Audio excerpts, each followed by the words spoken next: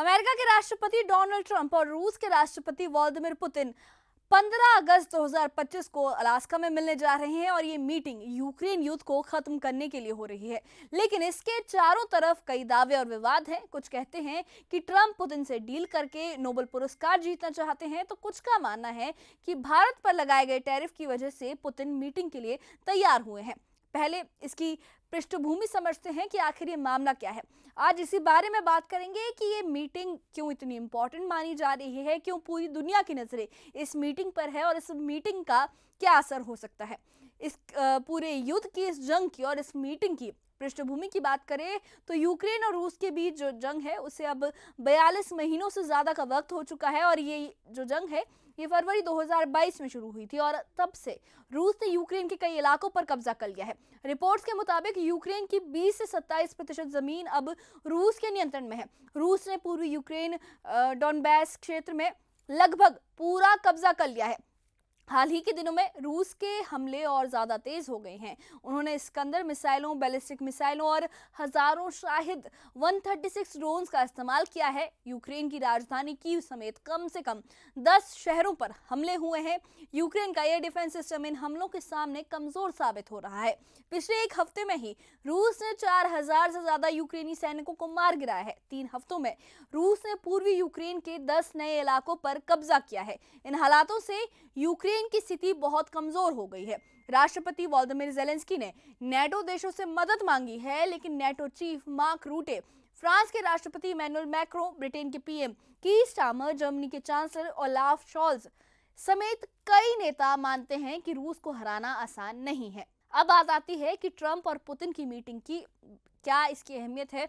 ये meeting America के Alaska राज्य में जॉइंट बेस एल्मेंडोफ रिचर्डसन पर हो रही है और ये एक मिलिट्री बेस है जहां सुरक्षा बहुत सख्त है। मीटिंग स्थानीय समय अनुसार रात 11:30 से 12:30 के बीच होगी।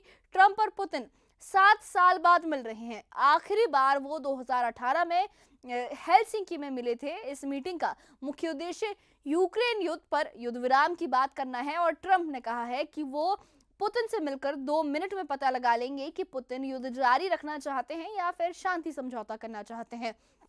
ट्रंप का यह दावा है कि अगर वो राष्ट्रपति नहीं होते तो पुतिन पूरे यूक्रेन पर कब्जा कर लेते, लेकिन अब ट्रंप होने से पुतिन उनके साथ कोई खिलवाड़ नहीं करेंगे। ट्रंप मानते हैं कि ये युद्ध कभी नहीं होना चाहिए था और अब वो पुतिन से डील करके इसे खत्म करना चाहते हैं। लेकिन इस मीटिंग के चारों तरफ कई दावे हैं। पहला दावा यह है कि ट्रंप नोबेल पुरस्कार जीतने के चक्कर में पुतिन से डील कर रहे हैं।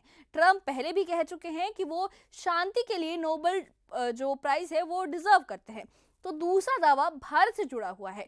ट्रंप ने हाल ही में भारत पर 50% टैरिफ लगाया है जो 27 अगस्त से लागू होगा और इसमें 25% जो बेस टैरिफ है और 25% अतिरिक्त, क्योंकि भारत रूस से तेल खरीदता है और इस वजह से ये पेनल्टी लगाई गई है 25% की एक्स्ट्रा। ट्रंप का ये कहना है कि भारत, चीन और ब्राजील जैसे जो देश हैं रूस से तेल खरीदकर उसकी अर्थव्यवस्था को सहारा दे रहे हैं, जिससे रूस युद्ध लड़ पा रहा है, इस जंग को लड़ पा रहा है।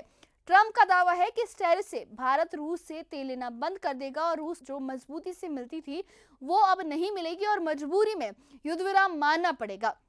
अमेरिकी वित्त मंत्री स्कॉट बेसेंट ने कहा है कि अगर ट्रंप पुतिन की बात बेनतीजा रही तो भारत पर टैरिफ और बढ़ा दिया जाएगा। इससे भारत अमेरिका संबंधों में तनाव आ गया है और जानकार कहते हैं कि भारत को अब कठिन फैसले लेने पड़ेंगे। और तीसरा दावा यह है कि ज़ेलेंस्की से जुड़ा हुआ ये तीसरा दावा है कि कुछ रिपोर्ट्स हैं, उनका कहना है कि ज़ेलेंस्की ने ट्रंप से कोई सीक्रेट डील की है। अगर ट्रंप पुतिन से युद्ध विराम करवा दें और ज़ेलेंस्की राष्ट्रपति बने रहें तो यूक्रेन इसे मान लेगा। लेकिन ज़ेलेंस्की ने सार्वजनिक रूप से कहा है कि वो किसी भी समझौते पर सहमत होंगे अगर वो यूक्रेन के हित में हो। अगर यूक्रेन के हित में समझौता नहीं होगा तो वो उस पर सहमत नहीं होंगे। जो चौथा दावा इस मीटिंग को लेकर है वो सबसे ज्यादा गंभीर है कि अगर युद्ध नहीं रुका तो पुतिन पूरे यूक्रेन पर कब्जा कर सकते हैं और ट्रंप ने चेतावनी दी है कि अगर पुतिन नहीं माने तो थर्ड वर्ल्ड वॉर, तीसरा विश्व युद्ध भी हो सकता है। मीटिंग वाली जगह से 88 किलोमीटर दूर रूस ने लड़ाकू विमान भी तैनात कर दिए हैं।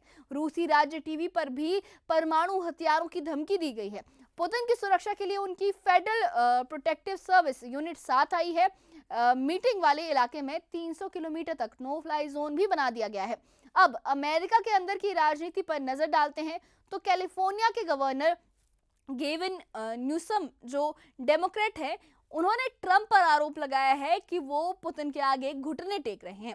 न्यूसम ने कहा है कि ट्रंप नोबेल पुरस्कार का दावा करते हैं लेकिन पुतिन के आगे झुक रहे हैं। अमेरिका जागो, समझो कि ट्रंप क्या कर रहे हैं। न्यूसम ने ट्रंप पर संस्थाओं और ज्ञान और इतिहास पर हमला करने का भी आरोप लगाया है। ये बयान मीटिंग से 10 घंटे पहले आया और इससे अमेरिका में एक बहस ही छिड़ गई है। ट्रंप के जो समर्थक है, जो सपोर्टर है, वो कहते हैं कि ट्रंप शांति ला रहे हैं, जबकि विरोधी इसे कमजोरी मानते हैं। पिछले हफ्ते की एक अहम घटना पर ध्यान दें तो 6 अगस्त को ट्रंप के विशेष दूत स्टीव विटकॉफ ने मॉस्को में पुतिन से मुलाकात की थी। वॉल स्ट्रीट जर्नल की रिपोर्ट के मुताबिक अमेरिका ने रूस को एक प्रस्ताव दिया था। इसमें यूक्रेन का डॉनबास क्षेत्र रूस को सौंपना शामिल है और बदले में रूस खेरसान और जापोरिजिया पर आगे नहीं बढ़ेगा और सुमी व खार्किव के कुछ हिस्से वापस करेगा। कुछ युद्ध विशेषज्ञ उम्मीद कर रहे हैं कि इस मीटिंग से शांति समझौते की शुरुआत हो सकती है, लेकिन बड़ा सवाल यह है कि क्या यूक्रेन इसे मानेगा। अगर शर्तें कीव को पसंद नहीं आई तो युद्ध जारी रह सकता है। यूक्रेन की मदद के लिए नेटो और अमेरिका आगे आ रहे हैं। यूक्रेन को जल्द करोड़ों डॉलर के अमेरिकी हथियार मिलने वाले हैं, लेकिन सवाल यह है कि क्या तब तक रूस यूक्रेन को और नुकसान पहुंचा देगा। रूस की सेना तेजी से आगे बढ़ रही है। अगर मीटिंग फेल हुई तो थर्ड वर्ल्ड वॉर की आशंका बढ़ सकती है। पुतिन ने ट्रंप की शांति प्रयासों की तारीफ भी की है और परमाणु हथियारों पर डील का भी जिक्र किया है, लेकिन जो रशियन मीडिया है उन पर अमेरिका को परमाणु हमले की धमकी भी दी जा रही है। अब इस मीटिंग के वैश्विक प्रभाव की बात करें, इस मीटिंग के ग्लोबल इन्फ्लुएंस की, ग्लोबल इफेक्ट की बात की जाए तो अगर डील हुई तो यूक्रेन युद्ध खत्म हो सकता है, जो दुनिया की अर्थव्यवस्था के लिए एक अच्छा संकेत होगा, एक अच्छी चीज मानी जाएगी। तेल की कीमतें स्थिर होंगी और अनाज की सप्लाई सुधरेगी। लेकिन अगर ये डील फेल हुई तो नेटो और रूस के बीच टकराव और बढ़ सकता है। भारत पर टैरिफ से हमारे निर्यात को नुकसान हो सकता है, लगभग $50 बिलियन का नुकसान हो सकता है। भारत को अब रूस से तेल खरीदने और अमेरिका से संबंध बनाए रखने में संतुलन बनाना पड़ेगा। चीन और ब्राजील भी इसी स्थिति में है। ट्रंप की नीति है कि अमेरिका पहले, इसलिए वो पहले अमेरिका को रखते हुए टैरिफ बढ़ाकर रूस पर दबाव बना रहे हैं। लेकिन जानकारी ये कहते हैं कि इससे वैश्विक व्यापार प्रभावित होगा। अलास्का का चुनाव सुरक्षा के लिए किया गया है क्योंकि रूस का चुकोटका एक क्षेत्र है, वो सिर्फ 90 किलोमीटर दूर है। पुतिन बिना दुश्मन देशों के ऊपर से उड़कर वहां पहुंच सकते हैं। मीटिंग के दौरान प्रदर्शन भी हो रहे हैं। अलास्का के लोग ट्रंप पुतिन की मीटिंग का विरोध भी कर रहे हैं। समाधान के रास्ते क्या है, इस पे बात की जाए तो कूटनीति ही एकमात्र तरीका माना जा रहा है। अगर ट्रंप और पुतिन समझौता कर ले तो यूक्रेन को राहत मिलेगी, लेकिन जेलेंस्की ने कहा है कि वो शांति चाहते हैं लेकिन बिना शर्तों के। पुतिन कहते हैं कि वो डील के लिए तैयार है, लेकिन रूस के हितों को ध्यान में रखकर। ये मीटिंग दुनिया का नक्शा बदल सकती है। अब ये देखना होगा कि आगे क्या होता है। इस बारे में आपकी क्या राय है? क्या ये मीटिंग सही है? क्या अगर ये जो फैसला है ये रूस के हित में होता है तो सही है, या यूक्रेन के हित में होता है तो सही है?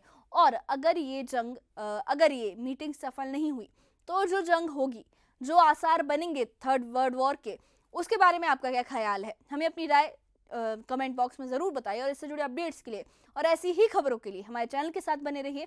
हमारे चैनल को सब्सक्राइब करिए। शुक्रिया।